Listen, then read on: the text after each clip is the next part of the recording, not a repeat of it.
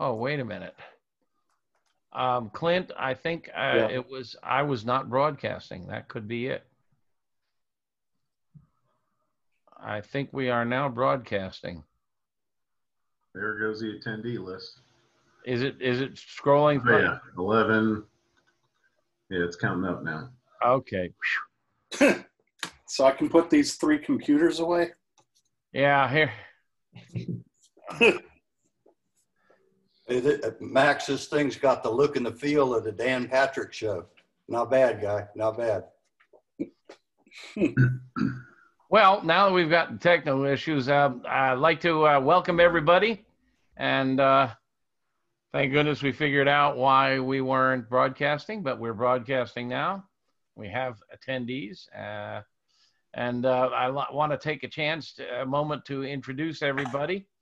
Max on my left, right, up, down. Who knows where everybody is? That's Max waving.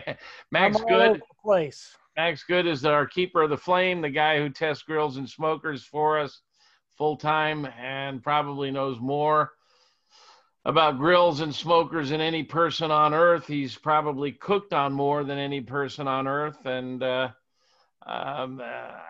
in the I have a lot to learn from these gentlemen tonight, too. Yeah, don't we all? We have Clint Cantwell also on our team. Clint, say hello. He is Hello. Senior Good to be back. He is our officially titled Senior Vice President of whatever. Whatever means whatever is necessary. And then if you're not familiar with Clint, Clint is a very creative cook and recipe developer and writer, and he's won championships on television and competition cook, and knows a bit about barbecue. Then our special guests with the glowing embers in the background, Bill Carew. Say hello, Bill. Bill is the inventor, designer, very clever person behind a most extraordinary stick burner called the Carubicue, and he'll explain his device and how it works.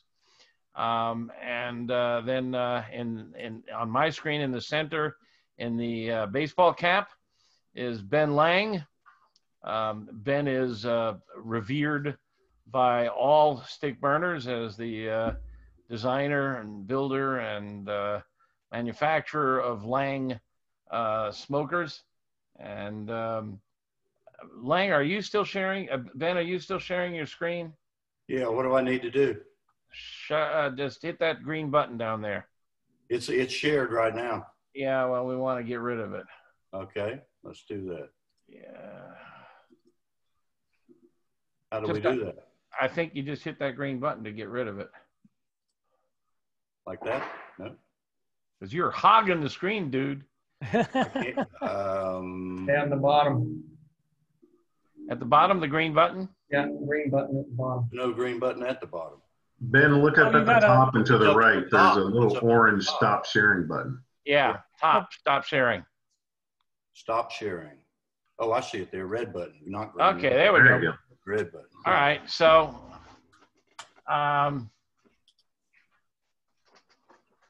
There it is. okay.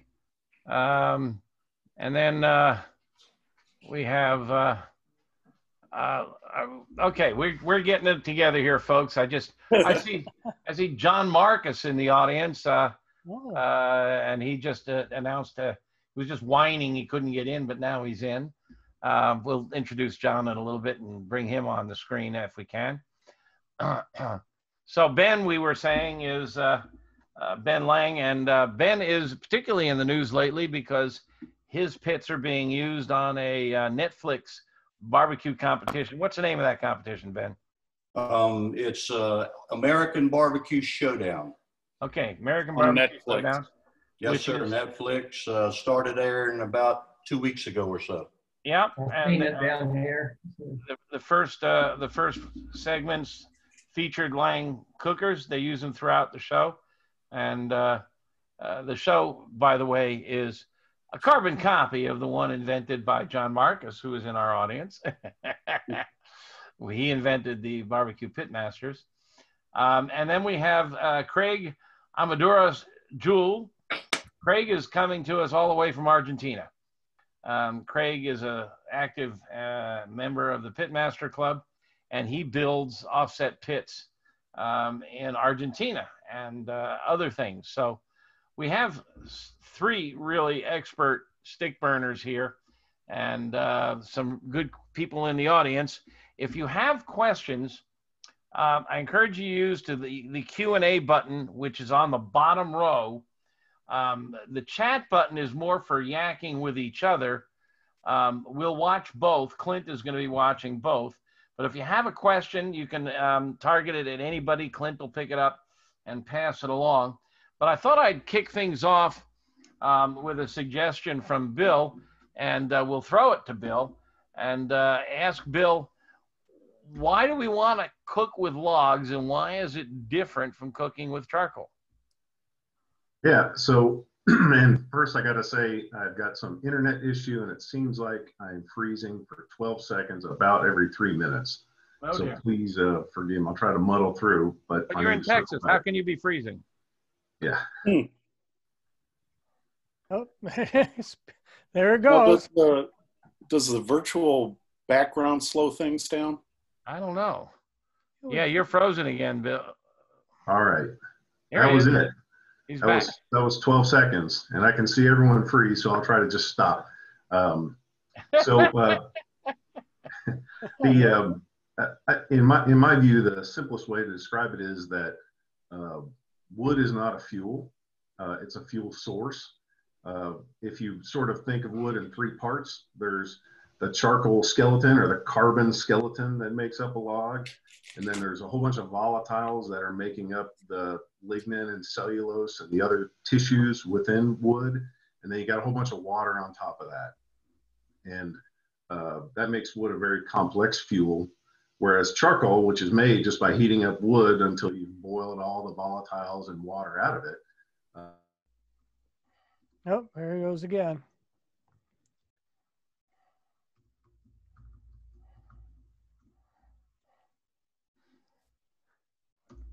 Well, And there he is. charcoal, therefore, you can overload a cooker and put a lot of charcoal in it. It's a solid fuel, and as long as it's hot, when an oxygen molecule comes along, you'll get a surface reaction. You'll get heat and CO and CO2. And so it's a very benign fuel to control because you can put a lot of fuel in and just restrict oxygen, and that controls the power level and the temperature of the pit. Whereas wood, about half the energy from a wood fire is burning the charcoal solids, and the other half is burning the smoke or the volatile gases. And the challenge is if you burn the smoke, you get power, and if you don't burn the smoke, you get creosote, and a lot of it. And the rate at which that smoke is being generated is a function of how hot the wood is. And so it doesn't respond to restricting air like a charcoal fire does, which again can be very easily controlled. So you got to think ahead on a wood fire because you're thinking about the power production 10 minutes from now, not the power production right now, like on a charcoal. Ben, how does that connect to your devices? And you know, we want to talk about Bill's design and device, but it's so different and radical that I think we ought to get there in a minute.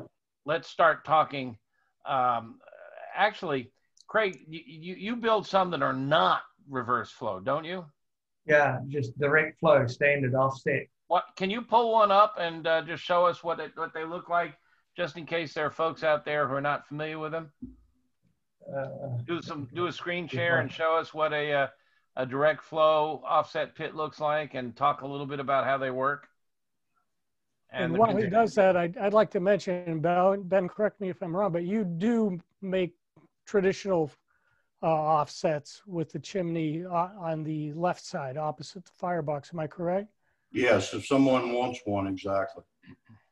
If somebody, now I'm reading between the lines. You say if somebody wants one, they can have one, huh? If you order a well done steak, I'll cook it for you.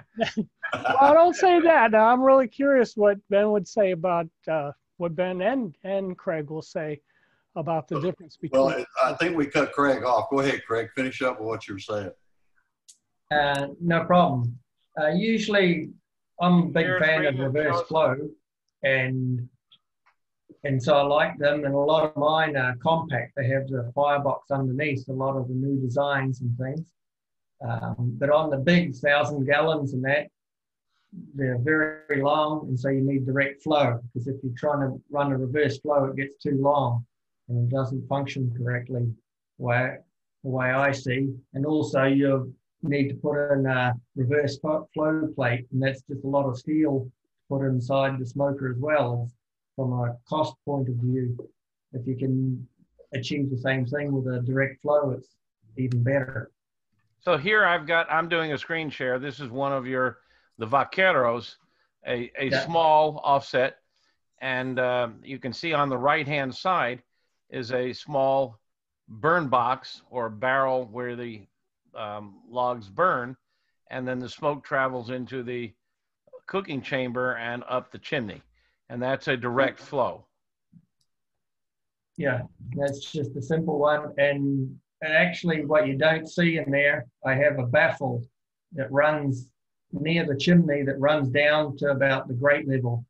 On the left-hand side is actually a baffle, so the smoke goes down before it goes up. So that's why I have that. It acts like a Franklin type of chimney. And so you don't have to build the whole manifold at the bottom, you just build a small one at the top.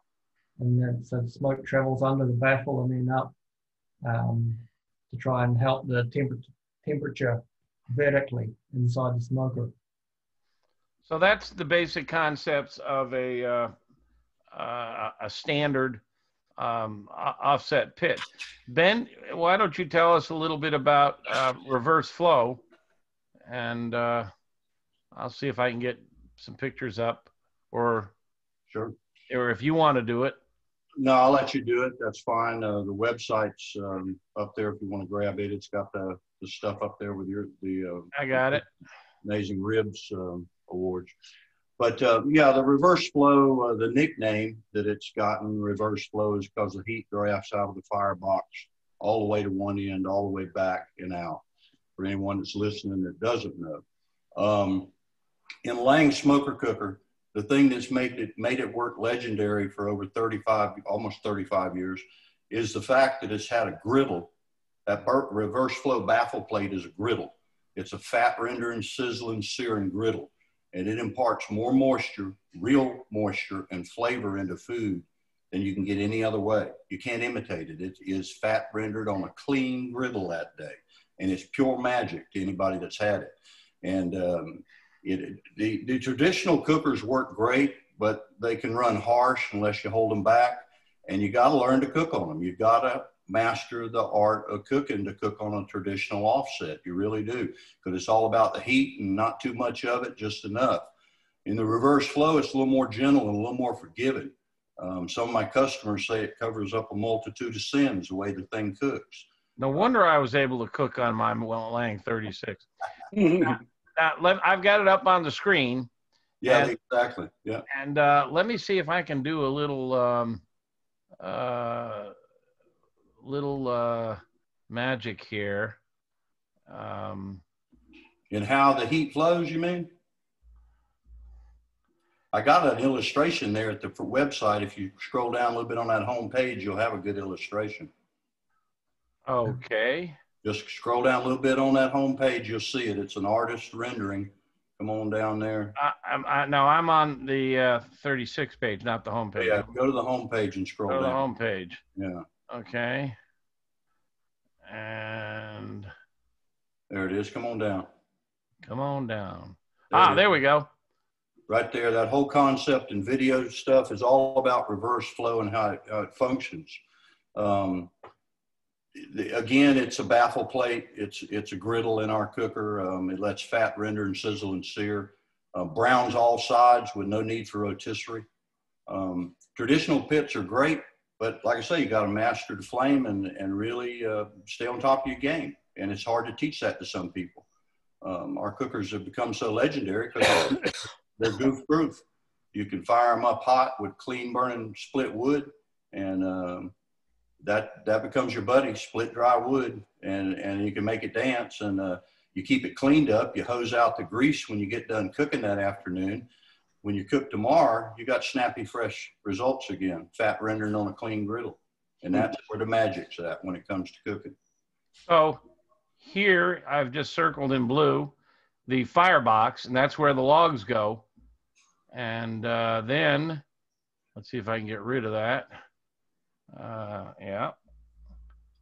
Stand by. Get rid of that. Oh, X. I'm learning these tools here. This is the griddle he's talking about. So the heat. Exactly. The heat flows under it and over it. Under it. You see the heat comes out of the firebox and travels under it. And then back over it. Over it. And through the cooking meat, and then up through the smokestack to exit. So it's reverse flow, which in my experience really evens out the temperature too. That Max, and the fact that it's a 1/4 inch steel, all welded construction, so it becomes like a skillet in your hand. Mm-hmm. That little 36-inch smoker you shown, that's a 600-pound skillet when you got that thing 350 degrees. 60 pounds of meat ain't got a chance. It's going to render. So the temperature on this side on a straight through tends to be hotter than the temperature on the other side, but with this system, it tends to be more even. And you also get fat dripping down on this griddle, as he calls it, the plate, and that sizzles because it's pretty hot and burns back up. Pretty clever design. Yeah, Daddy come up with the original design, and I put it in the product line. All right, let's talk about the Karubicue. Bill, do you want to do the screen share? Or you want me to? Let's see. Let me give it a try, but with the aforementioned caveat about my. Oh, there he goes.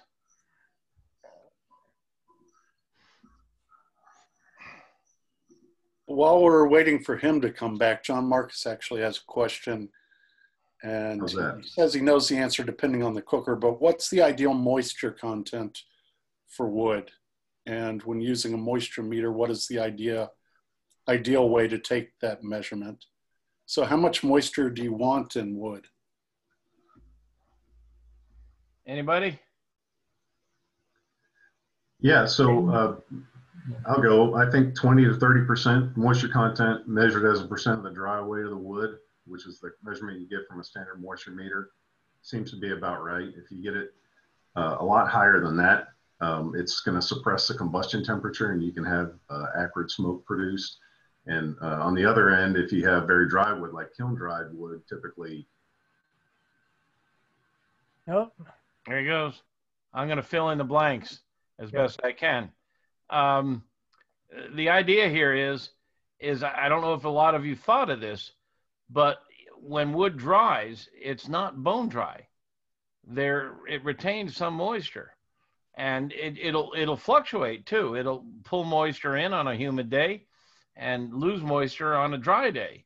And there are actually gizmos you can buy that are called moisture meters that you can press up against the wood, and it'll tell you how much moisture is in there. And smoke itself has a lot of components, but one of the major components of smoke is moisture. That's a major component of smoke. And when there's combustion, there's a lot of gases, moisture among them. So getting wood to about the right moisture temperature. We're screen sharing. I don't know if you guys can see, but Bill is showing a moisture meter. Yeah, so you're right. There's two sources of moisture in a wood fire. Actually, three. One is the moisture present on the combustion inlet air. The second is the water vapor, which is being off-gassed by the wood as it desiccates in the firebox. And the third is water vapor, which is a combustion product itself from the burning of the volatiles.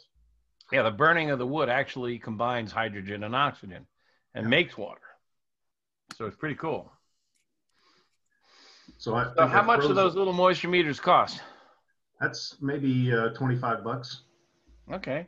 Do you want to get a picture of your machine on the screen and tell us how this thing works? Yeah. So here's a picture. This is Ernest's pit. This is Ernest's first pit. And so. Oh. No, here we go. I know Ernest is one of our early members of the Pitmaster Club, who's a big advocate for. All right, are we back yet? There we back. You're back. You're Sorry. back. So I've got a cook box. The cook box is actually low. The firebox is a small sort of boot box size component here mounted on top. And the control box, which houses a thermostat and 2 fans, is also on top of the pit. So it's a upside down configuration.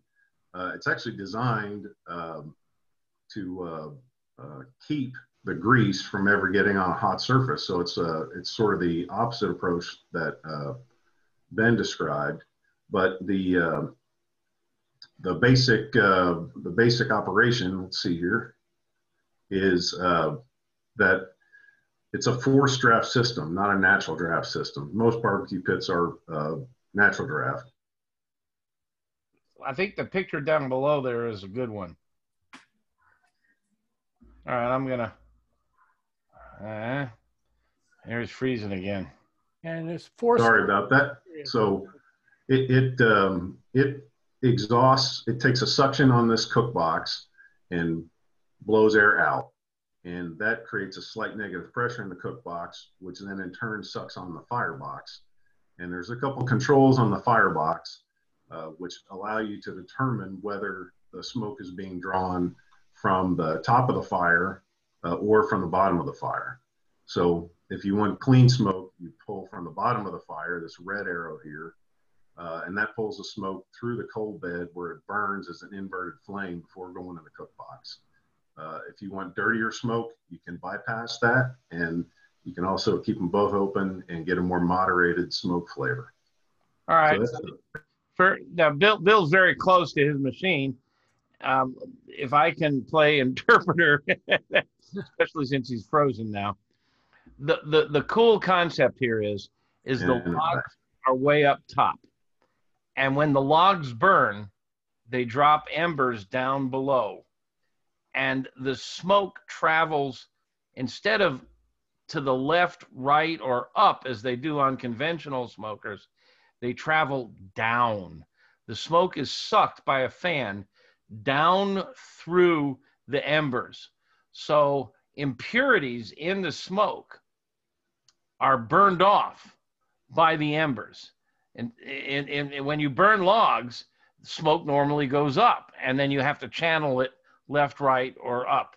But here, he sucks it down through the embers where it burns off a lot of the impurities, and he can control how much of that you get by whether it all goes through the embers or only partially goes to the embers. Then it goes down into the cook chamber, and you've got really clean blue smoke down into the cook chamber. Really an incredible concept. And I need to pipe up and say, I have one, and it's just incredible. My 2 favorite cookers are my Lang 36 and my Karuba Q 60. They're just, the flavor is unmatched. And people often ask, what are the best smokers? And I think that most people who are experienced with cooking, smoking, will tell you log burning is the best if you can control the fire. It's the best or the worst. Right. If you don't control the fire, it's worse. And God Almighty, the first couple of times I cooked on my Lang, oh God. I mean, I made some very bad food. But once I got the hang of it, I made some very good food. And both your devices require attending. These are not set it, forget it, and walk away like a pellet burner. You need to nurture them. Yeah. Well, it's another part of the nature of wood, right? Because the power production is related to both the production of smoke, you don't have that easy control. Where charcoal, you could add more charcoal over time, but since you're controlling the power by limiting oxygen, it really doesn't matter how big the fuel charge is. But in wood, it does. Okay, Craig, you want to talk about some of these topics? Whatever you want to jump in on the nature of wood or the nature of offset straight through versus reverse flow, whatever you want to talk about. Okay. One of the factors, a lot of people like the reverse flow. They say it's got more even temperatures across the grates and things. And offsets, they're hotter on one side and cooler on the other. But a lot of people, I want even temperatures. Well, it's not always a good thing that you want, because, okay, you're cooking one piece of meat. Okay, now you've got 50 different pieces of meat, and they're all different sizes. It's a lot different. So sometimes you want hot and cold spots, or hot and cold parts of the grill. That's a really good point. I've seen competition cooks where they want the brisket off to the side by the fire where it's hotter, and they want the chicken off to the other side where it's cooler, so they can cook multiple meats. Exactly. I think a lot of people get too hung up on even temperatures, and clients and that I've talked to, and they want even temperatures. Well, it's not always a good thing, because how often are you cooking the same piece of meat and things? It's okay if you're cooking the same piece of meat all the time in production, but for the home cook and that, it's not always a good thing. So that's one advantage that offset has, if it's hotter on one end and things, so you can move stuff around. And you also use it as timing as well. So if something's cooking a little bit fast, you can pull it off the heat and pull it away from the heat and try and get everything ready at the same time if you're cooking for a crowd. Ben, what are your thoughts on wood and wood choice and kiln dried, air dried, bark, no bark, and what species of woods? I mean, is there a difference? Can you taste the difference between? Personally, I don't get too hung up on types of wood and using only fruit wood and things. I think there's a lot of myths and stuff running around the internet. And a lot of it comes down to what's locally available and things. For me, it's just scout around and find what's wood's cost efficient if you're using it all that every weekend, and that find something that's cost efficient and works, and just go with that. Don't bother too much trying to source some bags of apple or something from another place where it costs a lot. I just try and work with what you've got locally and use that. As far as the bark, I don't like big, thick bark, but if it's just thin, no problem. And I'm not too worried. I'll knock it off if it's old and loose. I can just smack it a couple of times and the bark falls off. No problem. Get rid of any bugs or anything under the bark. But other than that, I'll just throw it in there with the bark on it. And I'm not too worried. I'm not going to spend all day chipping it off. Ben, you want to chime in on any of these questions here? Well, Craig is spot on. It's, whatever woods are indigenous or common to the area, the hardwoods, that's what we use to cook with today. If you ask around in an area what the old timers use in the smokehouse, same water oak we're hunting today to split and cook with. So it's all local to each area. Sugar maple comes to mind in Pennsylvania, or some other common tree in a different part of the world. Even that's what's most plentiful. The moisture content, I agree. If it's too dry, it's you go through a lot of it. It seems like, and it doesn't give you the results you want. If it's too wet or green, it's not going to burn proper. And I've never used a meter. Hadn't seen the need for it.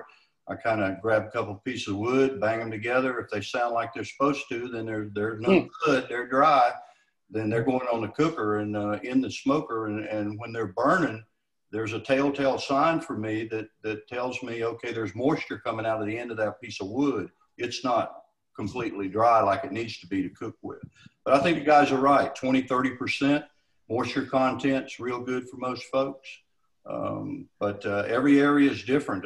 I've talked to, talk about some of the things you wanted to talk about were burn times and intervals and how often you have to feed something in one of these cookers to make them work. And, burn times are kind of relative to what kind of hardwood are you using, how dense it is. I know customers that burn white oak and rock maple in tandem with each other and get huge long burn times like you never see. You wouldn't even believe it. I need to go take a video camera and go record it. It sounds so phenomenal. Some of them talk 4-hour burn times, burning proper. And when I asked him, how did you figure that out? He said, well, I had to. I was using it all 3 times a day to cook on. I had to figure it out. But yeah, it's all about the indigenous hardwoods. And for us down here, it's water oak, hickory when we can find it. And pecan wood works good for a lot of folks, gives nice golden color in the meat. As far as the fruit woods, they're opposite, in my opinion, to the hardwoods in terms of the way you want to use them. The fruit woods burn sweeter when they're a little greener. The drier fruit woods tend to be a little bitter, in my opinion. That's what I've heard, and I tend to believe that from what I've done with it, what little bit I've done. But by example, some of the best stuff around are grapevines or pear. Great stuff, but it's, when it's dry, it's not that pleasant, but when it's green, it's real pleasant when burned on a hardwood base, that sort of thing. I burn grapevines all the time. In fact, I just posted a wonderful video of flank steak cooked over grapevines. But I dry them out. I never thought of cooking them green. Well, I've been told from people that use a lot more fruit wood than I have that the secret of fruit wood's burning it green where it's sweet as opposed to that. Anybody else? It doesn't have that sweet quality anymore. It's just like bitter wood. I need to introduce John Marcus. I brought him in, elevated him from the audience, but he does not need elevation. John is an Emmy-winning producer, television producer, playwright, and you can tell that he works behind the camera and not in lighting, though. Yeah, I was going to say, he's an award-winning, Emmy-winning producer, and he doesn't have to light his goddamn face. But John is handsome. You're a handsome fellow. Well, Clint, I appreciate that. And I didn't know I was going to be on the panel. I would have worn a little makeup or something. Yeah. I see you got your pajamas on. But John also, among other claims to fame, he created the first barbecue pitmasters, which is the model that all the barbecue competition shows have built on, including the new one that Ben's cooker is featured in, which is just a carbon copy of the barbecue pitmasters original. And he's also a very fine pitmaster himself with a pretty wide variety of cookers. And I know he's got a Krubicu. Have you got a Lang? I don't. I've cooked on Langs many times, and I really like them a lot. And I don't have one, so Ben, I'll just give my address out at some point. Email it in the morning. Yeah.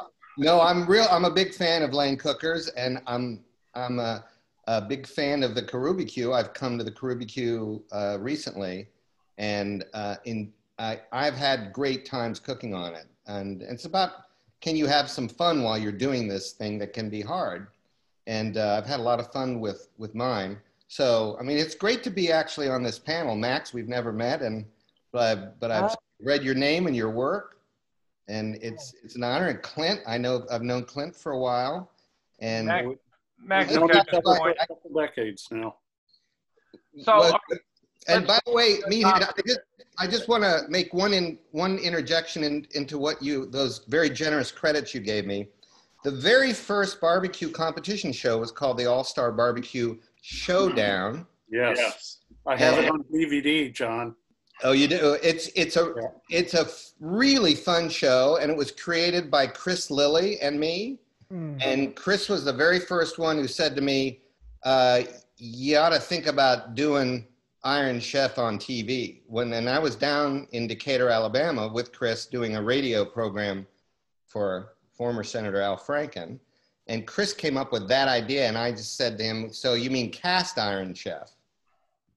And he said, yeah, that's kind of what I'm thinking about. So the first season, the show was canceled 5 times. It's got the highest record of cancellations. And then we've used Langs on that show many times. And most of those networks went out of business. You kept having to change networks. Yeah, we put a couple of networks out of business.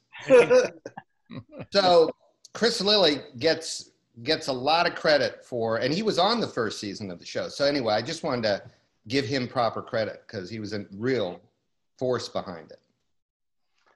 But well, you love burning stick burners. Let's get back to the subject of wood. Did anybody here want to add anything else to the discussion of wood choice, wood seasoning, bark? I mean, do you want bugs in your wood? My personal preference would be don't spend the money on the wood, spend it on the meat that you're going to put in there. Better quality meat than what type of wood you're using and things. So I think that ends up with a better product. Well, I had mentioned it earlier, and John, you've probably seen this. Tuffy Stone cuts every log about this big. Everyone's exactly perfect, the same size, and there's only 7 that go in at a time or something. And his dad, who is unfortunately no longer with us, that was his job at night, to add the one little piece of wood every 15 minutes or so. So he's a scientist when it comes to. Well, let's talk about that, because in general, I think we all agree that glowing embers are the best thing to cook with. That the heat and the quality of the smoke is ideal. But you can't always cook with glowing embers. You have to add raw wood at some time during the cooking. What does that do? Is that good or bad, or is just something you got to put up with? Or, I mean, do you ever start the wood in a burn box on the side and add embers? How about you, Ben? Let's start with you. Well, what we recommend in our units, when it's at the burn time, those intervals, when it's time to have added that piece of wood to the coals and embers, we recommend you go away from splits at that point and throw chunks of wood in there, a big chunk, like maybe a longer piece of wood and a bigger diameter piece of wood cut in half, not split in half, but cut in half, so it became a chunk. Tuffy said it best that wood tends to burn from the middle out to the ends. There's an ebb and a flow. And the chunks tend to burn from just throughout, right straight through with no ebb and flow. So that's his reasoning, and I kind of buy into that. Split wood to fire it and get it hot. But to answer your question about the oxygen to the coals and that fire that's just created by throwing that chunk of wood in there, we recommend you leave the door open for that 30-second interval to let that piece of wood catch up and ignite, which just takes a minute. You actually help it by taking a fire poker and prod it and roll it over and let the other side catch up and shut the door. Now, if you're not quite satisfied at that point, then you close the door to what we call open latch position, propped open over the latch. So it gets a little more oxygen for a few more minutes to eliminate what you're talking about, that trashy smoke coming into your cook during your burn, adding your wood and your burn times. Now, we're talking about trashy smoke. Bill, tell us about the different qualities of smoke. Is there such a thing as good smoke and bad smoke? And I'm sure there is, but Bill is. I think he's saying yes and explaining why. Creosote's the big culprit, am I correct? Let's give him a chance to come back to life here. What's that, Max? Creosote. Bill, we lost you for a minute. You did not answer the question. Oh. Was that Max or me? Oh, well, I was reading your mind, I hope, but at any rate, go ahead. Can we let Bill speak? Yeah, well, in the interval between my screen freezing. So I think well combusted wood smoke is the best smoke. And most, I mean, it's not commonly understood, right? Half that power is burning smoke. Smoke is a fuel. So when you heat up a log, after it dries out, it breaks down into coals and smoke. And when you see a flame is just a burning gas. That's smoke burning. And if you burn it cleanly, you crack the hydrocarbons into smaller, less tarry chains, and you're going to get sweeter flavors as a result from that. If you don't burn the smoke completely, you have long, tarry hydrocarbons, and that's what condenses as that black and bitter creosote, which has a very acrid taste. So it matters enormously that you burn the smoke generated by the heating logs completely, no matter what, because if you don't, it's going to condense on the meat. What is the difference between blue smoke and white smoke and yellow smoke and brown smoke? Yeah, the colors of smoke are indicative of the aerosol size of the particle, the average diameter of the aerosol. And if smoke is white, it's reflecting all the colors of the spectrum, which is why it appears to be white. If the smoke is blue, it's the aerosol particles are smaller, which is indicative of more complete combustion, and the shorter wavelengths are the only ones getting bounced off those smaller particle diameters, which is why. That's what I was going to say, but then he came back on. Wonderful insight, Max. Wonderful. I'm not sure where I cut off on that. You were talking about the smaller particle sizes. Yeah, the blue smoke is the red wavelengths are passing through it, and only the shorter blue wavelengths are being reflected off a smaller particle size. That's why cleaner smoke looks bluer and dirtier smoke looks whiter, because it's also reflecting the reds. Well, I think this is in the grain of these questions, which is, what about kiln dried wood versus naturally just aged wood? How does the panel feel about kiln dried? Personally, I think it's too much drying for the wood. I think it needs to be naturally dried and burns according to the way it's aged and stuff. There's nothing wrong if you got a hold of green or wet wood and ricked it up so you could get it drying real quick, the smaller splits, so you could get to cooking. You can help it by example. You could put it on top of a box, or put it on top of some brick on a firebox and help that wood dry itself out enough to use proper, even though it was recently cut. But I've seen wood's harsh. I've seen cooks do that. Take their splits and lay them on top of the firebox to dry them out a bit. Yeah, a lot of people feed theirs that way, purposely getting a little bit more of that moisture content out of that wood before it hits the coals. That's exactly right. Or put them in the corner of the firebox. If you have a big firebox, you just put them off to the side in the corner of the firebox and preheat them. And then after a few minutes, you just flick them on top of the fire and they catch on instantly. What kind of wood do you use down there, Craig? We've got Espinacia, which is mesquite, the same as you all have in Texas and things. So we've got mesquite. It's regional as well. It's 4,000 kilometers long, Argentina. So what grows in the south doesn't always grow in the north. And so we've got oak and things, different kinds of oak. I'm not sure if it's post oak. I'm sure it isn't. Different kinds of oak. And up north, we've got all the hardwoods, which is where all charcoal and things come from. So that's the quebracho, which is quebracho blanco, and colorado, which is the red and the white.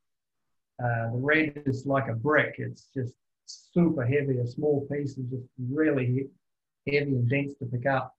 They call it axe breaker in Spanish for good reason.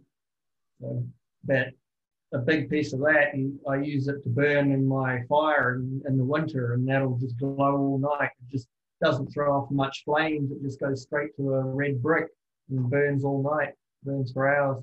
So that's what they use for asadas and things here in Argentina as well, a lot. And all the hardwoods from the north, so most of it comes down to Buenos Aires from the north of Argentina, the hardwoods. Where I am, in 400 kilometers in any direction, it's just all grasslands and things and soy. So there's not many trees around at all. It all gets trucked in. Do you guys, any of you, pipe up if you wish, have a preference for a particular wood with a particular food, a combination? Like, oh yeah, I always use cherry on my ribs Mesquite. and mesquite on my brisket. Do you guys have any preferences? Yeah, I tell clients and things just use mesquite on beef because it's super strong and things. I use it on pork and that sometimes and stuff, but that's about the strongest wood we have here as far as the density of smoke. It just billows off a lot of smoke for the wood. For the amount of wood in comparison to others. How about you, Bill? I think species is overrated. I think people make a lot more of it than it is. I think the cleanliness and the degree of combustion is vastly more important to the flavor profile than the species of the wood, provided that you're using a hardwood. You know, people ask me this a lot, and they're really obsessed about it. You know, should I use hickory for my pork? And my answer is, well, now, are you talking about Arkansas hickory or New York hickory? Right. Are you talking about shagbark hickory or are you talking about pignut hickory? Are you talking about kiln-dried hickory or air-dried hickory?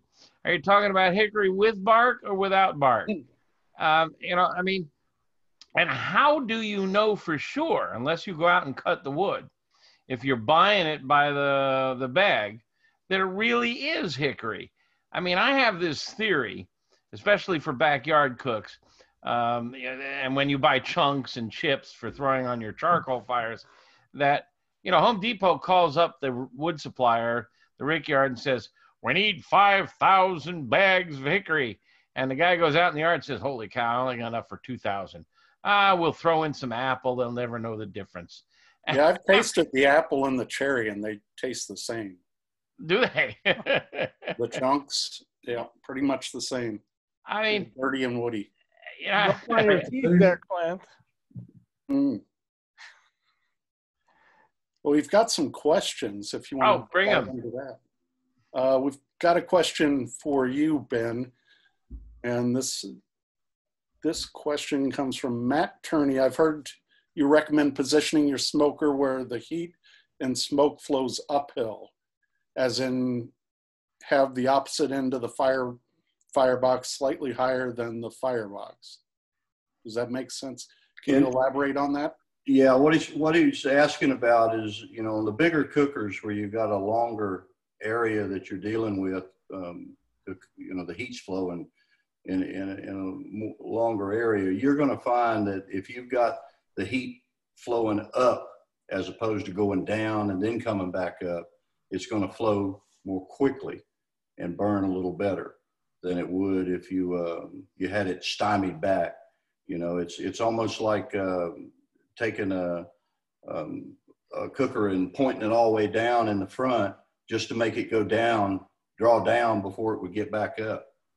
And it's just the smaller stuff, it doesn't matter. It's not a big deal. It's just level, and our stuff's built so that that's already built into it, the way our stuff's built. It's got that slope and that built into it.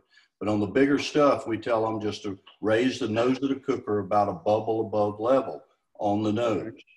And it just helps the heat for the afternoon running. You're not pushing so much fire in there, so much wood at it to create so much fire all day. It's a little more mellow type heat than a harsh heat. And that's a lot easier to do on a single axle trailer. If you've got your smoker mounted on a single axle trailer, you just lift the lance up or down and you'll change it a lot. That's exactly right. Yeah, that's exactly right. And do you ever hook up a trailer and cook while you're driving? It give a new meaning to the term Texas microwave oven for sure. It would The fire department will be right behind you by the time you hit your stop. I can assure you.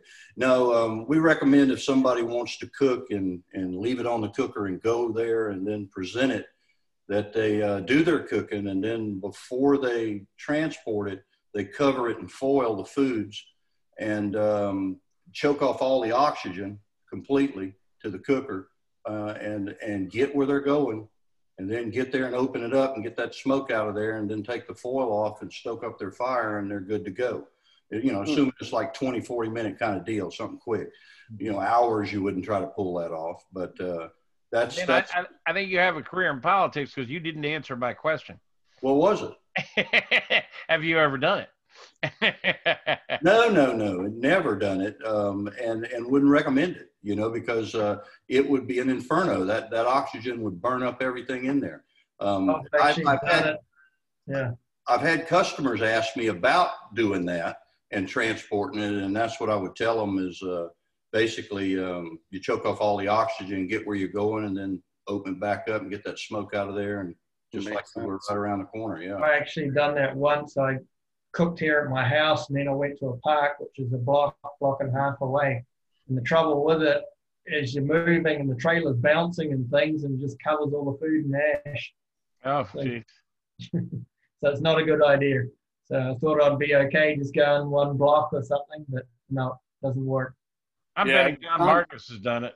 Yeah, I was going to say, John, I'm imagining you leaving the Big Apple block party with your cooker going in the back through the Holland Tunnel.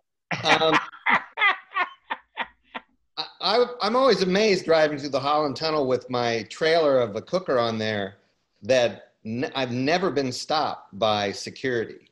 Because, oh my God, that thing up in New England here, that looks like you're up to no good if you're hauling something that looks like that. Oh yeah, I got stopped once. I had my barbecue trailer. They stopped me going into the Holland Tunnel, and the guy had this thick accent, and he said, "Do you have any propane in there?" And I couldn't tell what he's saying propane, and I'm like, cocaine? If I have cocaine in there, I'm not telling you, buddy. He was asking if I had propane, because obviously you can't transport that through the Holland Tunnel. I'll just say sort of along those lines, you know, when I've driven cookers from south of the Mason-Dixon line up to my place upstate, and what happens is when you're driving through Alabama and through the Carolinas, and everyone knows what it is you're hauling. They know what you got. As soon as you cross up the Mason-Dixon line and start going north, they ask you whether it's a big deep fryer. They have no idea. But they're learning now. They're learning now. They all look like tar heaters. I mean, I've seen those roofing tar heaters that look like this. So I had a question about wood use and stuff, because we've assembled such a stellar panel here, all of you. And I always tell people when I learn to cook, it's like about making all the mistakes you can make. That's how you master it. You make the mistakes, and I've done that. And my question is, when you're cooking with wood, and it's so important to keep temperatures consistent. It's so important to not let it yo-yo while you're cooking, because I think the tenderest stuff is the stuff that's been kept at an even keel for a long time. What's the best manner to play catch up when your temperatures drop? You've taken a phone call, or the wind is stronger than it should be. It's always a dilemma to me. That's smart. Ben? What's the start? For me, just use the different smaller splits to get the fire going back up hot and fast. Use a lot smaller splits, and then just build up from there. Okay. If it's died down, so you need to just use the smaller splits you can, the size of the wood, and build it back up. Yeah, if you let your coals die out, you know, and you have that ebb and flow, there's really nothing you can do except build another fire and start over and that sort of thing. A lot of times it's that open void of no steel in between the firebox and the exit point. No real steel to hold heat, and it's temperamental as a result of that. And it's tough to predict sometimes, and you got to work with it. Once you get a little more steel in the picture and it gets all welded, it kind of gets less temperamental. You know, that's the difference right there, and you get that even cooking. We find with our stuff, you know, it loves to live at 250, and you cook some great barbecue, but that bad boy cook a brisket in 6 hours at 350 and win a grand championship. That's how good the heat is, and have done it. Many times cooks will tell you that hot and fast, you know, as opposed to low and slow, is definitely needed many times during your cooking life, you know, whether you just need to get it done or you just want to do it differently, you know. But yeah, all you can do is stoke the fire and open up the oxygen to it and get the smoke out of the picture and try to get back up temperature as quick as you can. That's about it. You and mentioned don't look for the rest of the cook, because you ain't got that luxury anymore. Just keep the heat going. Yeah. Mm-hmm. You mentioned the steel, and that's an interesting issue too. How important is the steel, the type of steel, and the thickness? Well, 1/4 inch has got the temperament of a cast iron skillet. 1/4 inch when it's put together proper and welded. Anything thicker is a little bit different temperament. Anything stainless is definitely different temperament. But 1/4 inch steel just seems to be real forgiving. It gets hot enough to do the job without getting so hot that you got to back off of it to do the job. So it's that way with 1/4 inch for us. Is your firebox thicker than your cooking space? No, our stuff's 1/4 inch through and through, except the firebox on the extra large machines, the 108s. It's 3/8 on it for a reason, because that much area that fire will suck the side in of anything less than 3/8. It needs to be that stout. How about you, Craig? On the small ones, I use 1/4 inch steel. My firebox is usually round. That's what I get, the steel tubes and things. And on the bigger smokers, I have them semi-insulated. So I use the big gas tanks, propane tanks, and chop them up. And I use the 1/4 inch wall tanks for the firebox. And then the sections, a lot of them, I'll run a hot plate on top, a flat plate. And all the pieces I cut out of the tank, I'll reuse them on the inside. So it's got double wall with a section in between them. And so it doesn't transmit the heat. So you can actually quickly touch the firebox while it's running. It's not throwing out a lot of heat. And that actually saves a lot of wood, because it's not transmitting a lot of heat out the side of the firebox. Bill, your device is stainless, but it's double walled, isn't it? Is it insulated? No, it's single. No, I'm the contrarian in this. I don't think the thickness of the steel. I think it matters a lot for fabrication, and it matters a lot for corrosion life if you're using carbon steel. But from a heat transfer perspective, I don't think it matters at all, frankly. And I know I'm outside the mainstream on that, but there's no significant contribution. There he goes again. I know Bill had told me that his device at least intentionally loses heat because he wants very little heat to kick back in gear. In the steel. Yeah, we lost you there, Bill, but I was trying to interject something I thought you might say. Yeah, sorry, I don't know if I'm back or not, but there's very little heat transfer taking place between the steel and the air in a barbecue pit. Therefore, the conductivity of the steel can't be material in the uniformity of the temperature in the pit. I need a better explanation than that. So there's just not, it's not like you have a thin heat exchanger on the steel. So we have a layer of steel surrounded or blanketed by a stagnant layer of air, a boundary layer. And so there's not a whole lot of heat transfer going on between the steel and the air flowing through the pit. Therefore, the conductivity, the relative conductivity of the steel can't materially participate in making the temperatures more uniform in the pit. It's just not materially interacting with the air that's flowing through the pit. The thickness of the steel can impact the radiation heat transfer in the pit. Okay, the temperatures we're talking about, 250 degrees, there's no material radiation going on in the cooking process in an offset pit between the pit and the meat. Okay, it's the interior that you're talking about, because we know that it's got to radiate heat on the exterior. Well, very little. I mean, the radiation heat flux is proportional to the fourth power of temperature. So, and at the temperatures we're talking about, I mean, you can stand outside a barbecue pit. Are you being cooked? No, you're not being cooked. You can hold your hand 6 inches away from a barbecue pit and your hand will not cook. Neither will the... There he goes. Let's wait for him to come back because this is very interesting. Yeah, yeah. His device is so different. The design is so different. Billy, you back? Yeah, sorry, I don't...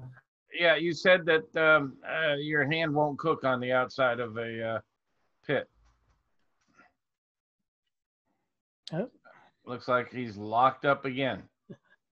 Sorry, we have a bad internet day in Dallas here. Yeah.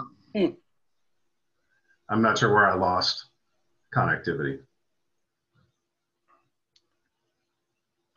Well, I think you were differentiating between radiation from the exterior of the pit, and you're saying it's not a huge amount because you don't cook if you put your hand near the outside of the pit. Yeah, the steel of the pit is not hot enough to contribute meaningfully to the cooking process. It's not. Radiation energy is proportional to the fourth power of temperature. It's insignificant at a typical pit skin temperature of 200 Fahrenheit. Well, now, anecdotal information here. I've cooked on a variety of offset pits, and the thinner the metal, the harder it is for me to control temperature. The thicker the metal, it feels to me that it is more stable. Yeah. Is that true? Well, I think it's not true, ceteris paribus. I think there are other things that can drive that control problem.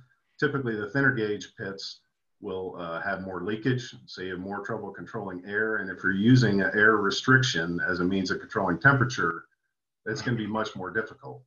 If, however, you're running doors open, dampers open, and controlling temperature with the size of the fire, it really doesn't matter. Particularly if the inlet to the exhaust stack is at or below the grate level, which Craig mentioned earlier. That's very important. But if that's the case, and you're cooking doors open, dampers open, the size of the fire is going to control with pretty good uniformity the temperature in the pit at all elevations above the inlet to the exhaust stack. All right, there's a lot of stuff on the table here, and I think we need to throw it back to Ben and ask you, Ben, if you followed all that, and what's your experience? And then let's just talk about the thickness and the radiation, and we can come back to the chimney issue about where the inlet to the chimney is located later. Right. Well, it's all about where the heat's flowing in whatever apparatus you're cooking in, and how, you know, how well the heat continues to flow and how evenly, of course, but how consistently the heat flows.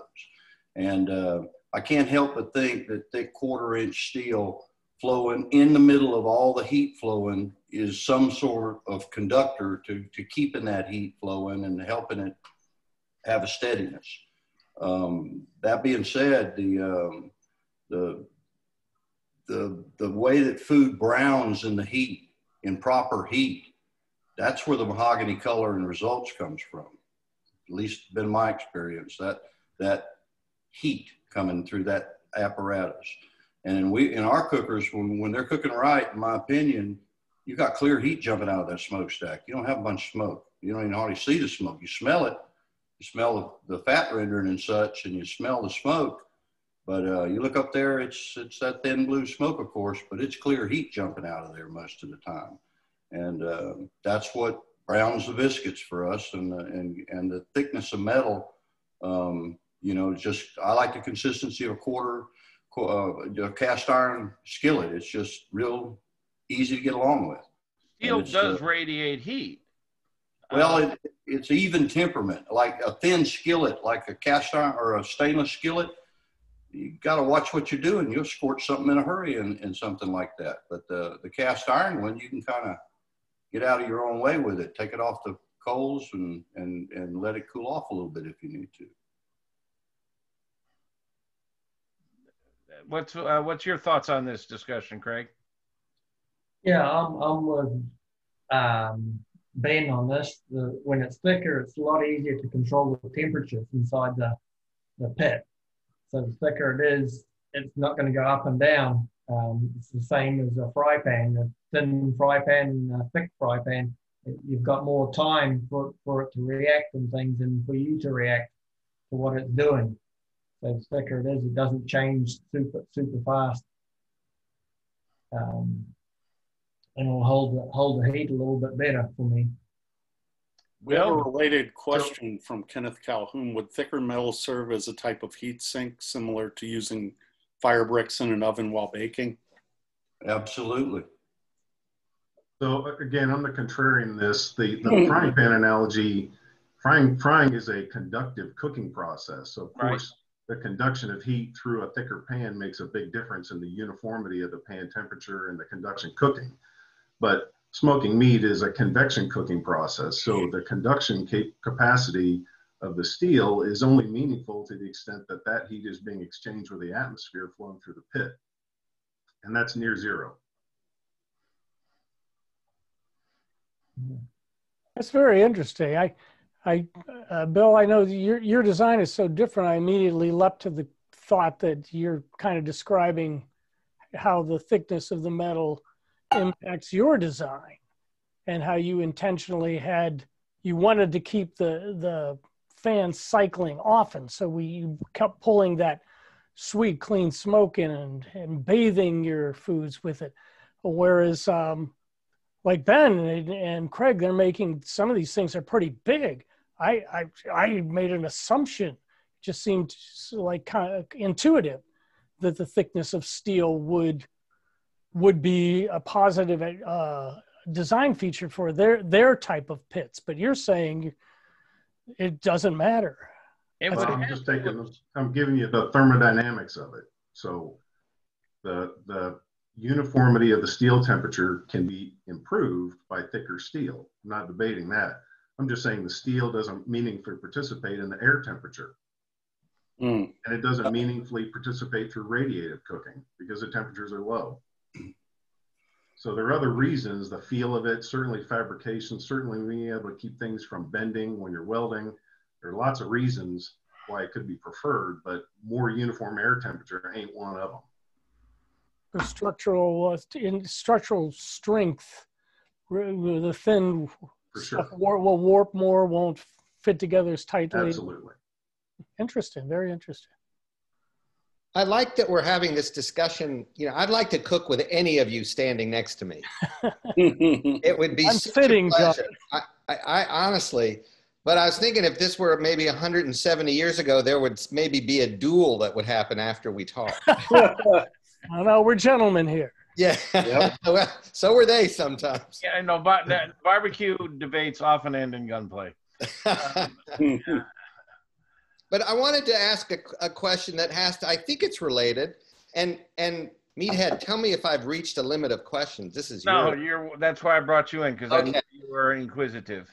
I'm very interested in the whole concept of convection in the process, like the velocity of how your air travels through your pit.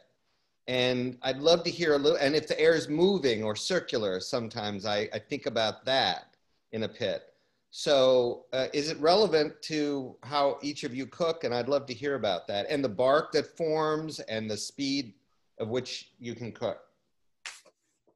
I think it matters enormously. I mean, one thing that is frustrating is probably for the others as well is a lot of the fixation on dry bulb temperature measurements and uniformity of dry bulb temperature measurements. And that's like a pilot. Oh. It's like a pilot. All right, let's all guess how he finishes his sentence. I can't do it. No, trying to land a needle in the middle of a haystack. Well, it's like a pilot flying with only an altimeter without an airspeed indicator or anything else. So, I mean, the moisture content of the air matters enormously, and the velocity matters enormously. And people say, well, I'm colder here than there. And I'm like, well, you got a big wet brisket in between point A and point B, and the air goes over the brisket. And the air is going to cool down because it's picking up a lot of moisture, because that brisket's going to lose 45% of its weight while you're cooking it. It has a massive cooling effect on the air. It's like the things on the sidelines at a football game. Well, it's the same air going in. It's just you add water to it and it drops the air temperature dramatically. But the dry bulb temperature measurement won't tell you that. It's not until you do a wet bulb measurement that you figure out, oh, the air's got about the same enthalpy. There is a lot of air movement through a pit, and a lot of people don't understand that. Ben, have you ever tried to measure the turnover, if you will, of the how often does the air inside the cooking chamber turn over? We've seen some pretty good graphics from some of our customers, and some of these questions definitely need the answers from the experts. And I found out a long time ago, the experts are my customers, the ones using the cookers. They're the ones that tell me how things work. I've had some guys through the years do graphs and do heat sinks, and were learned at what they've done, and it's just amazing to look and see what happened. But the bottom line was that the baffle plate, in the middle of where all the heat flowing, helps keep the heat steady throughout the cooking instrument, instead of just the heat flowing through there by itself. And the customers will tell you pretty quick. They've all had the thin machines, and no disrespect intended. Your system's outstanding. It's one of the best new systems I've seen, and I can see where pulling air through wood and coals would do what you need it to. But customers will tell you real quick, if it's a thin machine, it's temperamental. It's giving me a hard time. I can't make it work right. I can't keep it going right because it's too thin. And they're not talking about an apparatus like yours, Bill, that works in spite of it. They're talking about an apparatus. They got to hold their mouth right to get it to cook right, and that sort of thing. So, yeah. Well, Bill's is also a vastly different shape. Everything about it's unique. Yeah. It's a rectangular shape. It's a box where I think slender too. The biggest factor with respect to just steel gauge is size. Typically, pits made of thinner steel are smaller than pits made of thicker steel. And you get this fundamental mismatch between the size of the pit and the size of the log. So the most common problem is a customer who's got a small pit who's using a big log. Well, as we mentioned before, you got to think ahead, and now you're adding this enormous amount of power, which is going to start producing in 15 minutes because it's exothermic for 15 minutes, and then you get a big spike, and he's got a mismatch between the size of the fuel. This is back to the Tuffy argument that he's putting a lumpy fuel addition into a pit that has a very low power demand because it's so freaking small. And so it's very hard to control. That may not be a function of the thickness of the steel itself. It's just the scale of the pit and the scale of the fire. Bill, I have a question for you about your pit. Why have you not designed a hopper that I can put more logs into so I can go to the bathroom? Oh, Bill, how long does it take you to go to the bathroom? Well, I'm an old man, Yeah, sorry, cut out. For those who don't know, though, Bill, I want to interject that for as brilliant as the Karubi Q is, the one thing some complain about is that you got to feed the fire every 30 minutes or so. And from there, I'll let you take it, Bill. Yeah, so the biggest reason is that the wood's not smart enough to stay cold until it's needed. So if you put a big hopper on top of it, thinking it's going to last longer, all that wood's going to heat up at the same time and go up in flames at the same time. So I mentioned to Ben earlier, I learned how to cook on a Lang 84, and we used to set our egg timer at 30 minutes and tend the fire every 30 minutes. And I think it's a function of wood. Can you get a longer time? Yeah, there's some things that you can do, but in general, steady state operation with a stick burner, you're looking at roughly half an hour. And that's simply because, unlike charcoal, the wood doesn't know to stay cold. And so it's all going to heat up and off gas at the same time. And you'll have a huge power excursion. Then you're either going to burn that smoke cleanly and get a lot of power out of it, or you're not going to burn and get a lot of creosote out of it. Those are your choices. So I guess the moral of the story is, for people listening, if you're thinking about buying a stick burner, be prepared to absolutely stick by your stick burner. Yeah. You're just going to have to be an artisan. You're going to have to be a craftsman. You're going to have to learn how to watch your fire, watch your smoke, nurture the cook, and you've got a time when you go to the bathroom and when you go for a beer, and how long you go to the bathroom and how long you go for the beer. And you just can't abandon your wood and your meat. It's not always a bad thing. You can use that as an excuse with your partner. Well, it's sort of like when you need a new beer, you kind of got to go to the bathroom anyway. So you handle them both simultaneously. I have a question for Ben and Craig. I'm curious what you guys think about using temperature controllers like a barbecue guru with your. Great question. For me, I like to leave the intake vents open as much as possible and try the best to control the heat by the amount of wood I put in there and the size of the fire I'm building. So I just try and control it by the amount of wood. And I'm not too fussed if it varies a little bit.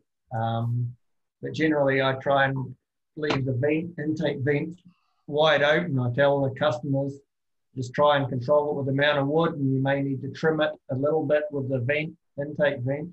And that gives more airflow through the pit. Offset pits are all about airflow and trying to get a lot of airflow through them. Do you think what I like, and I find it's cleaner smoke?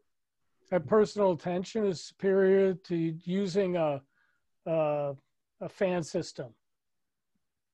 I've never used a fan system. I'm only aware of one fan system for offset smokers, and Greg. I don't know if you guys saw Greg Rampy has been playing with it on his Blank 36, and he likes it. Well, many of them have a built-in port in the firebox for like a barbecue guru and those type of things. My understanding is, and I've seen at some competitions, people using them, and I thought, well, obviously that makes things simpler. But Ben, what do you think? I mean, do you have an opinion on this? Oh yeah, the customers that I talk to that use the fans, they generally like them for the most part. The ones that get them, they saw a need for it. They wanted a little more convenience than getting up and throwing a stick of wood on it at regular intervals. I've never been too keen on it because in my mind's eye, you close off the oxygen and then you force air through it. You get a different kind of burn on the wood. It's a different type of thing. But again, the customers that have set them up and use them have told me that they're very satisfied. They work for them. Some of them request a guru port, we call it. And it's just a port with a coupling that's welded on a damper. So you dial it in and turn the damper to closed and you got your port open for the guru. And we put those on when someone asks, but not everybody asks for it. And not everybody's keen on spending, down payment on another cooker, I think that technically air is not a fuel, but I like to think of oxygen and wood as the two fuels. Now obviously oxygen isn't a fuel, but if you think of them as partners, I think that when you cut back on oxygen, which is what these thermostat controllers do, you significantly alter the nature of the burn, and therefore the nature of the smoke. You're not just altering the temperature. Pardon me? works fine for charcoal because, again, charcoal is an inert fuel. You give it less oxygen, you get less power, and no other problem. Mm-hmm. The problem with a wood fire is when, again, half the power is coming from the burning of the smoke, right? And so when you reduce power by reducing oxygen, yeah, it takes the power down, but the smoke production is still at the same rate that it was before you turned the fan off. And now that smoke is not being burned. So restricting oxygen degrades smoke quality. Those devices are designed to control power by restricting oxygen, and they are therefore incompatible with a wood fire. Exactly. Yeah. Now I'll tell you what, not to cut in, but I had some customers, and then we were in discussion about this same thing, and one of them said, "Well, I got a redneck guru," and I said, "What's that?" And it was a 12-inch box fan that he turned on and popped it up there by the dampers and got it. And if you've looked in Ace Hardware lately, you can see these plastic squirrel type apparatus fans you can point and turn, probably 60, 70 bucks, and you turn the thing on and it does the same thing if you set your dampers proper with your wood. Yeah. Scott Randa has a question. He wants to know about water pans and spritzing. Do you use water pans? And if so, what's the purpose? And same thing for spritzing. I ran my offset last time without a water pan and just spritzed, and it seemed like I was accomplishing the same thing. Well, I can speak for our cookers. The moisture that's imparted from the fat rendering on the griddle doesn't necessitate water pans. That moisture is a natural moisture rather than a steam and a condensation from just a water pan for the moisture's sake. The best use of a water pan is a customer gave me this. He said, he knew that I knew how good the cooker worked and he knew how good it worked. So he knew the moisture was there. He wasn't putting a water pan in there for moisture's sake. What he said he was putting it in there for was so that he could tell when the color of the water. And I said, what do you mean? He said, well, when I'm cooking my briskets, if that water is urine color, he called it, or golden color, then I'm not scorching my briskets. They're doing fine. But if that water's dark and black looking, I'm scorching my briskets. My heat's too harsh. And that made the most sense in the world for a use for a water pan for me right there when I heard that. But yeah, the moisture and the spritzing thing, in my opinion, is a holdover from cooking directly over coals where you had to spritz with the vinegar and stuff to keep from charring everything out so quick. Yeah. In a cooker like ours, that moisture is a natural moisture imparted. If you're not careful, if you're spritzing a lot, you'll toughen up the skin with vinegars and such that it's not as good as stuff that was not spritzed. I'm not saying there's nothing wrong with putting apple juice and doing a little bit of this and that, but if you've had the heat right, you know it's not necessary if you got it seasoned proper. Well, I've written about this because I've done a bit of a study on it, and the best reason for the water pan is not to add humidity to the atmosphere. There's too much air moving through that thing. There's a lot. I mean, you got a jet engine essentially. It's blowing air, and you got this pan of water, and a few molecules are coming off. It's not, and maybe if you're lucky, a few of them bounce off your meat or stick to the meat. No, the reason to do the water pan is if you can get it close to the meat, the moisture will condense on the meat. Think about that. The air inside is 225 to 300, but the water cannot go above 212. And in fact, if you put water in there when it's cold, you know, tap water temperature, the meat is cold. The meat comes out of the fridge at 38 degrees. So the moisture will condense on the meat. And the advantage of that is wet surfaces attract and hold smoke.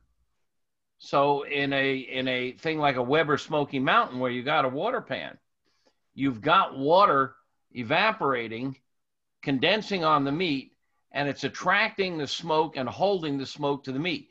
Because smoke has water vapor, gases, and particles, and they will go up, and just like bugs against your windshield, some of them will blow right over the top of the windshield or over the top of your brisket, and some of them will hit the windshield. And if the surface is wet, they'll stick. And so condensation on the meat is a way to attract and hold smoke if you're not getting enough smoke. It's a good technique. A lot of people say, I don't want to put a water pan in my pellet smoker because it's very humid in there. But it will, people complain about more smoke. You don't get a lot of smoke in a pellet smoker. Water will help attract smoke to the meat. Now, the other thing is spritzing is an entirely different situation. Spritzing, you are spraying the surface and that will help the smoke stick. But now you're putting a lot of liquid on the surface. You're cooling the meat. You're cooling the meat, not just moisturizing the meat. And so you're slowing the cook way down. It's not opening the pit to spritz it that really hurts you. Opening the pit and closing the pit, you do lose heat, but you don't lose a lot. The whole business about if you're looking, you ain't cooking is overblown because the warm air cooks the outside of the meat. The outside of the meat cooks the inside of the meat. And if you've been cooking for a half hour, an hour, the outside of the meat is loaded with energy. And that energy is working its way down into the meat. So you lift it up and you're going to lose hot air, but you haven't cooled the interior of the meat. And we've tested this. We've got graphs on the website that'll show you when you open that door, the outside of the meat barely notices it. There's a slight drop in temp and the interior of the meat doesn't notice it at all. You close the door, it immediately rebuilds the heat. So if you lift it up and you spritz it, now you're really cooling the surface of the meat. You're making it moist, it'll attract smoke. You're cooling the surface, it evaporates. It's just like sweat, it evaporates, cools the meat. It significantly slows the cook by cooling the meat. That could be good, it could be bad. We know low and slow helps render fat, helps melt connective tissues. So spritzing, cooling the meat can extend the length of the cook, and you can possibly improve the quality of the meat, but you can also possibly damage it. As Ben points out, vinegar is a pretty caustic acid. And the other thing your spritzing can do is it can wash your rub off. Yeah. So there are a lot of byproducts of these two processes. And the only correlation between spritzing and water pans is that they help smoke stick, but the rest of the dynamics are different. What do you? Yeah, I think the water. I mean, if you measure the relative humidity in a barbecue pit by doing both wet and dry bulb measurements and looking it up on a high temperature psychometric chart, you'll see that in a stick pit, you're looking at high single digits for relative humidity. So unless the meat is just out of the refrigerator going into the pit, there's no material condensation going on the meat. It's all evaporation, which is why you're losing so much. You're losing moisture to evaporation, and it can be going both ways, both condensation and evaporation. So a water pan, if you really blow air aggressively over it or use lava rock or something, you can bump it from 9% to 11%, but that's about it. Simply because in a wood-fired pit, you got a huge amount of air carrying those molecules away, and you can't put enough energy into the water pan fast enough to vaporize enough water to make a difference. It's largely a fiction. You know, we've actually had customers that will use that baffle plate, that griddle in our cooker. They'll close the grease valve that normally the grease strips out of. They'll close it and fill that pan up and do just what you're talking about, Max, do that steaming for that sake right there. And they like it. That's the way they like to cook. It also depends on the amount of meat you're cooking in there, because you've got all the moisture in the meat. If you load it up with 300 pounds or 500 pounds of meat inside the cooker, you don't need anything. Absolutely. You've got a ton of moisture already in there that's evaporating. So. Meat is a water pan. Just, quickly, I just picked up on earlier what Ben was saying about the color of the water and how the color of urine color is like kind of desirable, meathead, which I thought might solve your problem of going to the bathroom. Oh, no. It's a twofer. I want to point that out. This could be a big win for you. Where's the mute button? Well, then he wouldn't have to go to the bathroom, John. He just told us it doesn't hurt if you lift the lid up, right? This is like presidential debates. I need a mute button. Yeah. Well, I waited for that one, meathead. I didn't jump right in. Wasn't bad. All right. Thank you, Max. We got another question from Dennis Hildreth. What about the effects of altitude rather, sea level versus 9,000 feet in Colorado? I think it's more aggressively dehydrating for sure. I mean, it's water boils at a far lower temperature. All the vapor pressures are lower. So you'll form a bigger bark, more rind. You'll have higher propensity to dry out. Also, typically a lower inlet relative humidity. So it makes a big difference. Jim Kooston asks, so would you cook at room temperature or straight from the fridge? You know, it always blows my mind how many members of our Pitmaster Club who love this website don't read the damn website. I've written at length about it. Absolutely. Right out of the fridge. First of all, you don't want to leave meat sitting around at room temperature. Hey, little microbes, come on down for the party. But the colder the meat, the more smoke you'll attract. It's a phenomenon called thermophoresis, and it's the same phenomenon when you get out of the shower and your mirror is all fogged up. It's because the cold mirror attracts the little tiny moisture particles and they stick to cold surfaces. And the same thing with meat. If you put cold meat in your pit, you will attract more smoke than if you put warm meat in your pit. And that's why people have said for years, well, the meat stops collecting smoke after the first 2 or 3 hours. And they've always said it has something to do with the pores and the opening. No, it's just the temperature of the meat. Cold meat attracts more. The other thing is as the meat sits in there longer, it dries out. The stall is simply the dehydration of the meat. When the meat hits the stall, it's because water is evaporating from the surface and cooling the meat at the same rate that the warm air is heating the meat. So you have stasis, you have a equilibrium. It can't heat anymore because it's cooling from evaporation. And it keeps at that temperature until the surface dries out. The surface dries out, and that is bark. And bark is essentially the same thing as jerky. You're forming jerky on the surface. You're drying out the surface. You're forming the bark. When the surface is dry, then the temperature can take off. So you're dehydrating the surface. And so you want to keep your meat in there either right through the stall or at the stall. When the surface dries out, that's when you can wrap it in the Texas crutch. But absolutely, I'm a strong advocate right from the fridge onto the cooker. You should put this on a website or something. I'll kill you. Fascinating. I actually do straight from the freezer a lot of times, just frozen. It's really in this blue thing here. It's in this blue thing.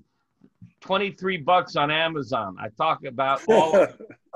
Craig, you said you put them on frozen? Yeah, I cook from frozen a lot. Briskets, pork butts, whatever. And you also get a lot thicker smoke ring as well because the meat's cold, so it's got a lot more time to absorb, form a smoke ring before the meat gets hot, before it turns gray. Really? Greg, do you find that a frozen piece of meat going on a cooker versus a non-frozen piece of meat, do you see a difference in terms of time? Takes a little bit longer, but not too much. It would have to. Not too much, really, but you'll get a fat smoke ring. That's about it, though, huh? Yeah. Meat is 75% water. Water is not a very good conductor of heat. It takes a long time for heat to work its way from the outside to the center. That's why a 3-inch thick brisket takes 12 hours to cook.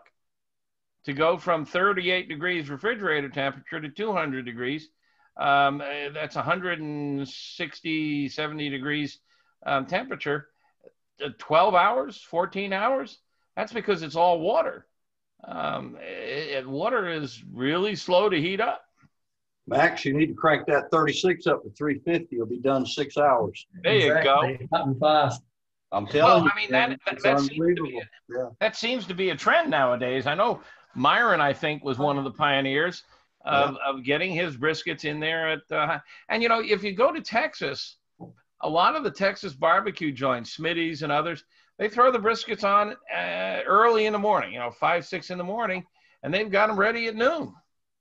And that's hard, a real harsh heat coming through there. It's getting it done. A lot of guys are doing hot and fast on those barrel smokers. That seems to be quite a trend we're seeing. Well, y'all have seen a rib cooked in an hour and a half, right? At 4 1/4. Turn it every 20 minutes.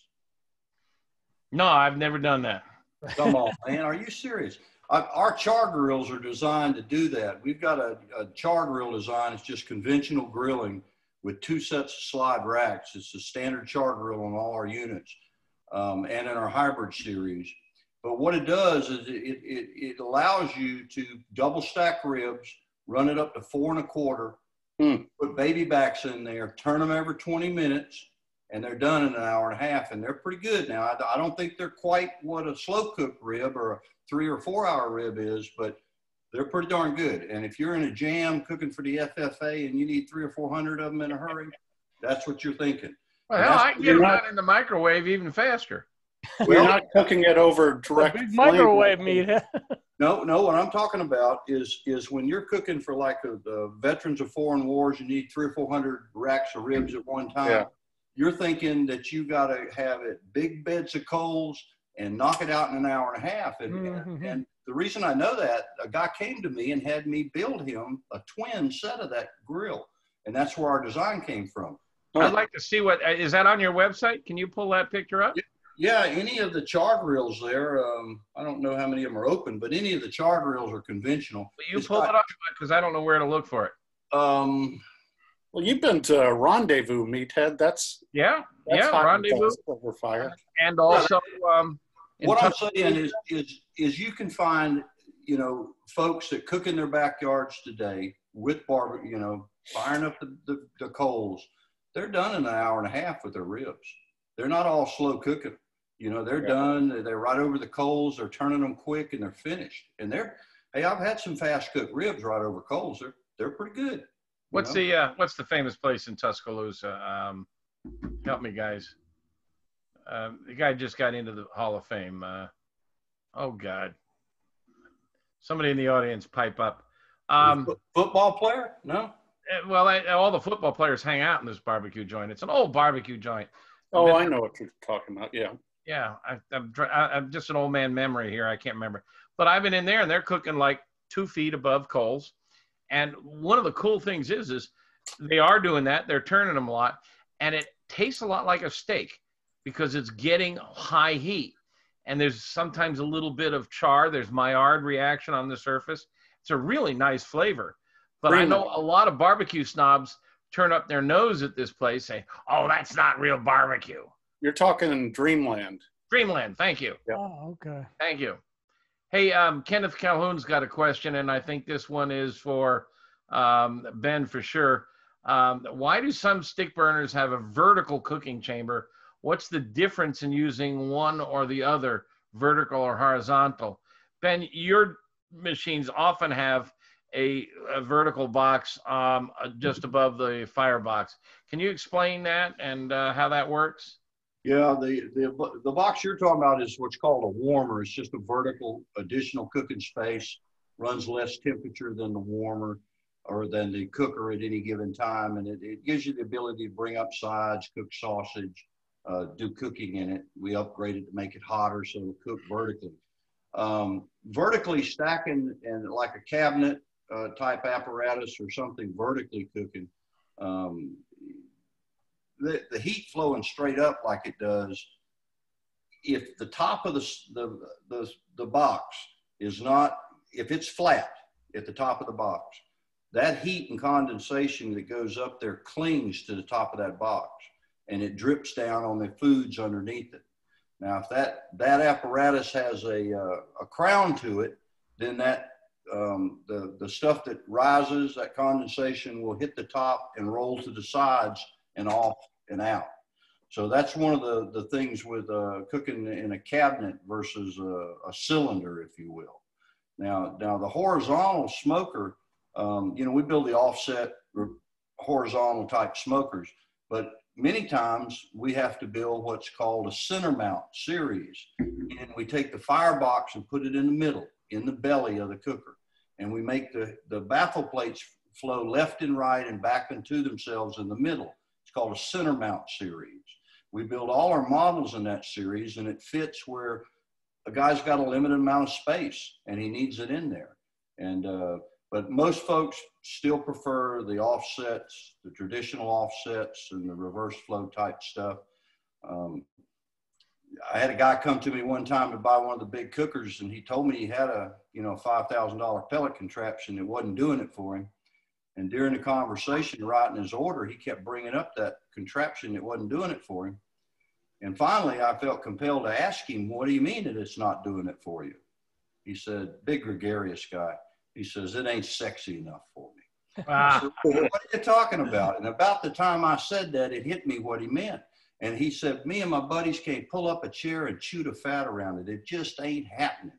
But a wood burner, I feel like we'll be where we need to be. And he was right. And that's what it's all about. Stick, split burning wood, something that makes you feel warm and fuzzy. Something that, you know, John, some of the best times he's had is probably with some of his brothers and family members and extended family cooking with wood, just kind of hanging out and cooking with the wood. That's what it's all about. It just gives you that. Well, I have just added a Lang and a Karubikyu to my Christmas list. So one of the problems when you have a vertical cooker and you have multiple racks is if you get, say, over 4 racks, you're going to get a lot of grease and crap dropping down from the top racks and just raining on the others below. And so if you have multiple racks, it just turns into a greasy mess at the bottom. So I don't like to put more than three racks in a smoker, maybe 4. Sounds like self-basting, as people with the carousels or systems. That's great for catering, I imagine, right? Yeah. Well, Yeah. Well, it's super convenient for loading and unloading. I think that. Oh, there he goes. Oh, Bill there. Let's get some more questions up here. And let's open it to any questions. You want to ask about your gas grills, your pellet smokers, whatever you got on your mind. Cooking guppies, I don't care. Need very tiny tongs for. Give us your best shots. Boil them in their fish bowl. Hey, Meathead, I think one thing too that, you know, is I have a couple of different cookers and that use a couple of different styles, but I have to say that nothing tastes like wood when wood is used. There's nothing that matches that. It is really, it harkens back to what barbecue originally was. And I'm doing a bunch of cooking now for my next book, and I'm burning logs in my Weber kettle. I'm having fun. I've got wire frying pans. You know, it looks like a frying pan, but it's all wire, right on top of the coals. Those like 2 tennis rackets linked together. I tell you, you want to spatchcock a chicken, you put it in between those 2 little wire racks, and that's the way to spatchcock a chicken. I mean, even grilling with wood, you know, it's better. Yeah, steaks cooked with mesquite is hard to beat. What kind of wood are you cooking with upstate, John? Well, this is probably going to expose me as someone who is in pursuit of excellence to a degree that's I need an intervention. And I've been in that, I don't know, what is it? Your barn, your garage, your storage facility. It's my test kitchen. A hangar that's full of pits. Well, that's a little bit of an exaggeration, but you know, it's like there was a great senator from the South, and they asked him how many guns he owned, and his answer was, "Well, I got more than I need, but not more than I want." So, you know, I mean, I just sort of feel that that anything that really harkens back to what the origins of all this is it asks more of you, but it rewards you with more. Yeah. Okay, that's very well put. Yeah. From the writer. Ben, how often do you recommend cleaning the Lang? After every cook. Hose it out, get the grease out of it, so you're not fiddling and messing with yesterday's grease and tomorrow's flavor profile. Well, doesn't grease add flavor? No, fat rendering gives you flavor. Grease will give you a mess. You want the grease out of there and gone. You don't.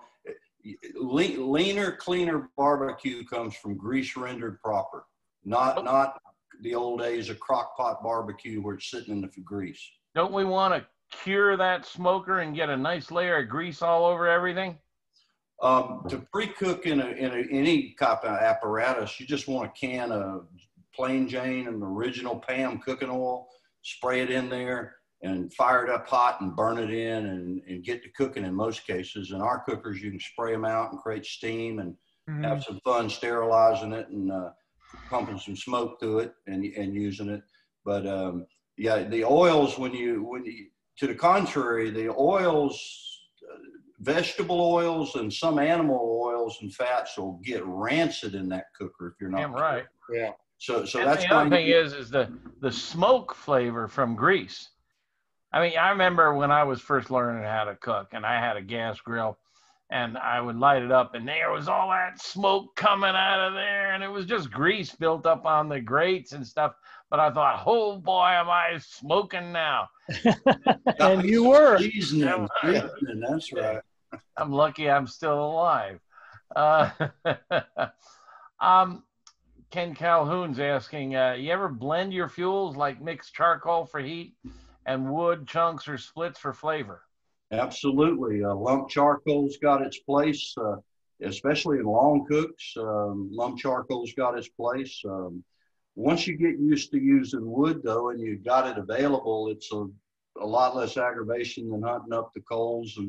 And of course, you know, the charcoal's great stuff, but it's still got that aftertaste in it sometime, whereas with wood, you don't have it. Matter of fact, you know, if anybody's ever been in a crowd where someone in the crowd won't eat a Charkist steak, they just can't get them to eat a steak with them at the functions for whatever. They just can't figure it out. You cook that person a steak on a smoker cooker or indirect with no fat burning in coals, they'll eat 2 steaks that night. That's the difference, how clean it is on the palate when you're eating it. Dad of 3 Illinois is asking, do you re-season after cleaning? Not in our cookers. You spray them out while they're hot. The steam that's created cuts the grease right then, but the best part is it leaves the oil in the metal and it's seasoned forever. The only time it's not seasoned is when you leave that stuff in there and it turns blue-green in a few days. It eats the seasoning away. You clean it with a power wash or take it to the power wash? No, power washer works too good. It strips all oil out of the metal. Your cooker's never seasoned. You got to be seasoning every 15 minutes. So how do you clean? With water out of a hose with a pressure from that water hose on a hot steel. It creates steam, cleans it up in a nanosecond. So when you're done cooking, if you've ever cooked on a 6 or 8 foot flat top griddle, at the end of the day, you got to throw a scoop of ice or shake up some soda water and hose down that griddle. And then you get all that stuff off of it, throw some oil on it and go to the house. Because if you don't, when you come back and fire up in the morning, it stinks in the neighborhood. It doesn't smell too good. And that's the difference. You treat your barbecue smoker that way, people will praise you. You got all kind of accolades with your cooking. And I know you know whereof you speak because you learned to cook at a McDonald's. Yeah, first job I ever had was flipping burgers at 15 and when it was really an 8 foot griddle back there. And that was one of the things that was imparted upon us that in the beginning was, you know, if you want to keep this job, I better not come, the manager tell you, I better not be coming in the morning and smell yesterday's grease burning on that griddle. You're gone. And that's how they built that franchise, with that kind of, you know, and real potatoes for French fries back in the day, you know, and all that stuff that went with it. But yeah, that was, little did I know what that would lend to where we're at today with what we do. I always tell people real quick that the culmination to success in any enterprise is all your past expertise and working knowledge in one working plan, you know, and you got to get out there and get that knowledge and get some learning, whether it's in college or whether it's in the hard knocks of just being out in the streets working. 100%. Steve B is asking, Santa Maria, how about Santa Maria cooking on an offset? I'll try to deal with this one. I'm not sure what you're asking, Steve. The Santa Maria cookers tend to be where you raise and lower the food to get it closer or further from the charcoal. Yeah, directly over the fire. Yeah. And you can do that, for example, on a hasty bake. And there's a few other cookers that have a crank where you can raise and lower the charcoal or raise and lower the food, the same difference. You can do it on an offset. Just use a pitchfork, stab the meat with a pitchfork, and just stick it in the firebox. Hold it in the firebox for get a good char on it. Yeah. I mean, I've seen people put charcoal in the bottom of an offset, and you just cook a whole bunch of burgers and stuff that way, and you can do that if you want. And then you've got a couple of shelves so you can move it up and down, but you're not the law of inverse square. It doesn't really apply in those cases. In other words, the heat doesn't diminish that rapidly. And we've tested this on a gas grill. Moving the food from the main grate to the so-called warming grate is not a big temperature difference up on that warming grate. What you're doing is you're going from infrared to convection, but the temperature difference isn't huge. Same thing I would think in the offset. That top shelf is not a lot different than the bottom shelf, especially on a reverse flow. Am I right, Ben? Yeah, and to Kenneth's question about the Santa Maria style cooking with an offset. Like you said, coals directly under the grilling racks, and a charcoal pan or something would let you grill direct. You wouldn't have the ability to move racks up and down. But in any good offset that's working proper or reverse flow, you can crank up temperatures that'll get you Santa Maria style results, meaning tri-tip, whatever you want to cook at the right higher temperature. In an offset that's running proper or a reverse flow system, you can get the same results. I'm going to differ with you there. The customers will argue with you. They tell me that it's close. Customers are wrong. When you're cooking directly over coals, you're getting infrared radiation. Right. When you've got the coals off on the offside, you may have a lot of hot air, but it's convection airflow. That's a different type of energy. You cannot sear a steak to beautiful steakhouse mahogany with 500-degree warm air. You need infrared radiation. Bill, right now, against those coals in the background, if he were to turn around, his back would be mahogany. Because he is in front of infrared radiation. And that's the way you sear a steak. And that's how the Santa Maria grills work. You have logs burning directly below the food. Therefore, the food is exposed to infrared radiation. And the analogy is sun. You can go out on a beautiful sunny day, and if you stand under a tree, it's 90 degrees and you're hotter than hell. But when you step out into the sun, you are now under infrared radiation. Or excuse me, you're now under ultraviolet radiation. It's a different kind of radiation. It's a little infrared. Both of them. Say again? You got all of them, infrared, ultraviolet, and everywhere in between. Right. But you're getting the difference is you're getting radiation now. That's why the back of your neck is burning like hell. You got to get back in the shade.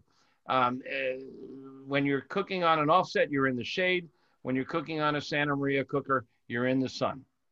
Exactly. And you're exactly right. That direct grilling, that char-kissed food only comes from direct grilling. And I tell people this, I got a pellet smoker manufacturer who's very upset with me right now because I explained I can get a better sear on a $30 hibachi than I can on a pellet smoker. And I love my pellet smoker. I use it all the time. I gave his device our platinum medal, which is our top award.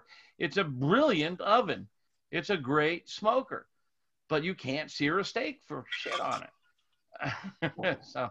Well, we got a couple minutes left, and there's actually a important question looming out there in the ecosphere. Yeah. We talked about altitude, but any suggestions for stick burners in cold climates? How would they work in the upper Midwest during the winter? As long as the wood's dry, you can generally cook. If you get a windbreak, get out of the tough weather, it works better. You know, of course, an insulated type apparatus is tend to do better in the colder weather. But we've got customers in high altitudes that the units work well, and also in you know, cooking on ice. When they go ice fishing, they take their cooker with them, roll it out there on the ice. Really? I think this is a case where the thicker metal helps. Yeah, yeah. We've got a Facebook group that's got 5,000 of our customers on it that frequent and share tips and recipes amongst themselves. And it's a pretty active group, and you'd be surprised how many of them are cooking in some really tough weather and grinning about it because they know that most people think it can't be done. Yeah. Product, dry wood and a windbreak. We're in Chicago. We know it can be done. We do it. I've done, but your first sentence is, if the wood is dry. That's one of the problems. If you've got a stack of wood and it's covered in snow, you've got a moisture level issue.